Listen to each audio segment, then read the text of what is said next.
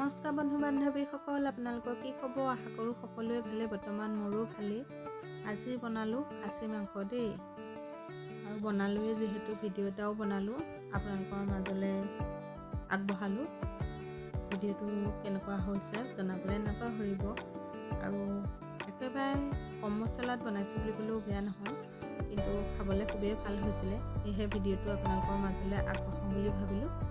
আৰু এতিয়া মই খাচী মাংসখিনি প্ৰথমতে কেনেকৈ বনাবলৈ লৈছোঁ তাকে দেখাবলৈ লৈছোঁ। আপোনালোকে চাব বুলি আশা কৰিছোঁ দেই। এইফালে লৈ ল'লোঁ খাচী মাংস, একদম কোমল কোমল চাই অনা হৈছিলে। সেইখিনি মই হালধি অলপ সানি ল'লোঁ। সানি মই 2 ঘণ্টামান টাইম থৈ দিছোঁ। এটাই পিঁয়াজ জলকীয়াও দিব লাগে। মই পিঁয়াজ জলকীয়াটো নাই দিয়া। মই ভাবিলোঁ বেলেগ এটা তৰিকাত আপোনালোকক বনাই দিম। এইফালে পিঁয়াজ, জলকীয়া, আদা, নহৰু, জালুক, মছলা পিচি ল'লোঁ। লগতে আলু কাটি ল'লোঁ। এইফালে লৈ লৈছোঁ লং, ইলাচি, মছলা আৰু লগতে লৈছোঁ বিলাহী। এতিয়া এইফালে কেৰাহীখন পাতি দিলোঁ, গেছটো জ্বলাই দিলোঁ। এইফালে কেৰাহীখন গৰম হ'ল। ইয়াতে মই এতিয়া তেল দিব পৰা হৈ গ'ল। মই তেল দি দিলোঁ। দি মই এতিয়া প্ৰথমতে আলু পিচ ফ্ৰাই কৰি ল'ম। মাংস বনোৱাৰ আগত আলু পিচ যদি ফ্ৰাই কৰি লোৱা হয়, মাংসত আলু পিচ দিয়াৰ পিছত আলু পিচ খায়ো বহুত ভাল লাগে। আলু মই 2টা কাটি লৈছিলোঁ, আৰু ইয়াতে এতিয়া অকণমান নিমখ দি দিলোঁ।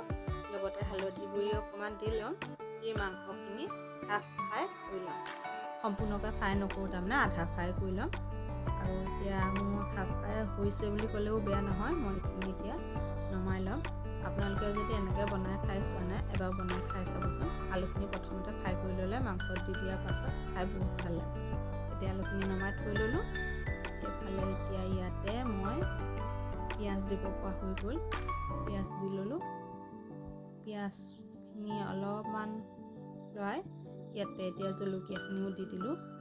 এইখিনি অলপমান কেঁচা ভাৱটো যায়, মানে ভাজি লোৱাৰ পাছত ইয়াতে মই দিম আদা, নহৰু।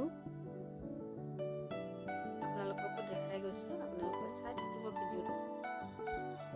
এয়া দি ল'লোঁ। দি লোৱাৰ পিছত জালুক মছলাখিনি আছে, জালুক মছলাখিনিও দি ল'ম।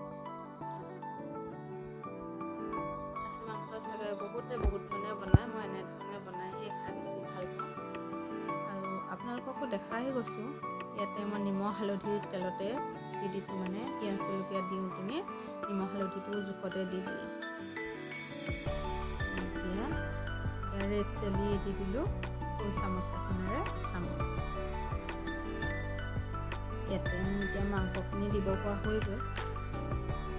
মাংসখিনি অলপ অলপকৈ দি ল'ম, মানে গোটেইখিনি নিদিওঁ বাৰু। মাংস যিমানখিনি দেখাইছোঁ আপোনালোকক সিমানখিনি বনাই নেদেখাওঁ, মই অলপমানহে বনাম। আৰু এয়া লৰাই দিছোঁ, অলপমান থৈ দিছোঁ মাংস, আকৌ সেয়া পাছত বনাম। এতিয়া এয়া লৰাই দিয়া হৈ গ'ল। অলপ অলপকৈ ছাইডৰ পৰা তেল ওলাব ধৰিছে মাংসখিনিৰ পৰা। অলপমান ভাজি লোৱাৰ পাছত ইয়াতে মই আলুখিনি দিম। এয়া জালুক মছলাখিনিও দি ল'লোঁ। মই আকৌ অকণমান লৰাই দিলোঁ।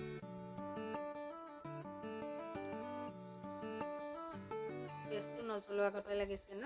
গেছটো কিন্তু জ্বলিয়ে আছে দেই। এফালে পেকেটৰ মছলা ল'লোঁ এবিধে, এয়াও দি ল'লোঁ। এতিয়া লং ইলাচিকেইটাও পিচি ল'ব লাগিব, সেইকেইটাও যিহেতু দিব লাগিব। আৰু হাতে ধৰিবলৈ অকণমান গৰম হোৱাৰ কাৰণে অকণমান কাপোৰ এখন লৈ লৈছোঁ। মই যে কাপোৰখন লৈ ধৰিবলৈ পাহৰিয়ে থাকোঁ জানেনে। এইফালে অকণমান ঢাকি দিয়াৰ পিছত এয়া ঢাকনখন দঙাই আকৌ অকণমান লৰাই দিছোঁ। এয়া ধুনীয়াকৈ মাংস সিজিলেগৈ। এতিয়া ইয়াতে মই আলুখিনি দিম আৰু এয়া লং ইলাচি দুটাও এতিয়াই দি ল'লোঁ। কিছুমানে পানী দিয়াৰ পিছত দিয়ে, মই কিন্তু এতিয়াই দি দিছোঁ। এতিয়াই দিলেহে মানে চেণ্টটো ধুনীয়াকৈ ওলাব। আৰু এইফালে এয়া হৈ গ'ল। ইয়াতে এতিয়া আলু দিব পৰা হৈ গ'ল। মই আলু দি ল'লোঁ। দি মই এতিয়া ভালদৰে লৰাই দিম। ধুনীয়াকৈ লৰাই দিছোঁ। বাচনটো মোৰ অকণমান সৰু হ'ল, মানে মোৰ ইমানটোতকৈ ডাঙৰ কেৰাহী নাই। ইয়াতকৈ বহুত ডাঙৰ এটা আছে, আৰু ইমানটো জোখৰে আছে। সেইটো কাৰণে মানে অলপমান চব্জি বনাবলৈ দিগদাৰ হয় এইটো বাচনত। হ'লেও দেখাইছোঁ আপোনালোকক। যদিহে ভিডিঅ'টো চাই ভাল লাগে লাইক এটা কৰি দিব বুলি আশা কৰিলোঁ। আৰু আপোনালোকে খাচী মাংস এনেকৈ বনাই খাইছেনে নাই জনাবচোন দেই। ইয়াতে এতিয়া অকণমান পানী দিলোঁ। পানী মই এগিলাচ দি আৰু এগিলাচ দি দিম বাৰু, আপোনালোকক সেইগিলাচ দিয়াটো নেদেখাওঁ দেই। ইয়াতে অকণমান উতলিব দিছোঁ, তাৰপিছত আকৌ এগিলাচ দিম আৰু এতিয়া ঢাকনখন মাৰি দিম। পানী কিন্তু আকৌ এগিলাচ দিলোঁ দেই, আপোনালোকক দেখাবলৈ নহ'লে। মোৰ মানে কেতিয়াবা কি হয়, অলপমান মোবাইলটো ৰখাই থৈ দিওঁতে আকৌ মোবাইলটো অন কৰি ল'বলৈ পাহৰিয়ে থাকোঁ। অকলে ভিডিঅ'টো বনাওঁতো অকণমান দিগদাৰ হয় দিয়কচোন। আৰু ইয়াতে মই 2টা গোটা নহৰু দি দিলোঁ। দি মই ঢাকনখন মাৰি 10 মিনিটমানৰ কাৰণে ৰাখি দিলোঁ। আৰু 10 মিনিটমানৰ পাছত এয়া চাওকচোন, একদম ধুনীয়া জোখত মাংস ৰখি গৈছে।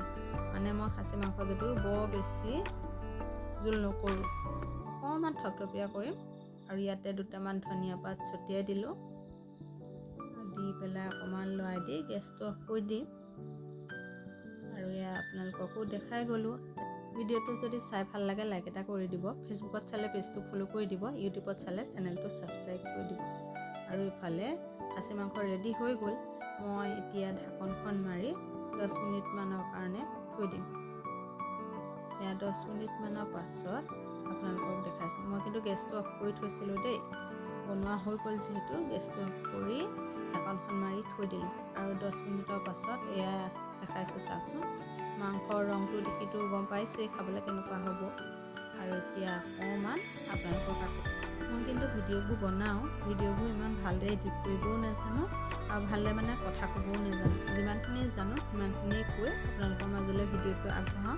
আপোনালোকে যদি ভাল লাগে ভিডিঅ'টো লাইক কৰি দিব বুলি আশা কৰিলোঁ। আৰু এইফালে বাতি এটাতে এতিয়া মাংস উলিয়াই লৈছোঁ।